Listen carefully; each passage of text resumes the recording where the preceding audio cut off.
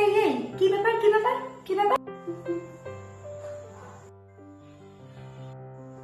একটু শোবো। একদমই বিশ্বাস করবে না, শোবো বলে শুয়েই রয়ে যাবে।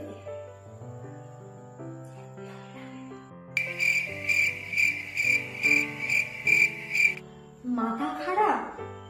গতকাল 2 মিনিট শোবো বলে মহারানী সারা দিনটা শুয়ে গেছে।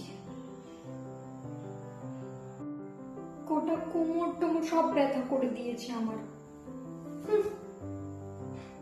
সত্যি বলছি, একটুখানি শোবো, 5 মিনিট, তারপরে উঠাবো, প্রমিস। হবে না গো, আমি আর দিদি এখন একটু রেস্ট নেব।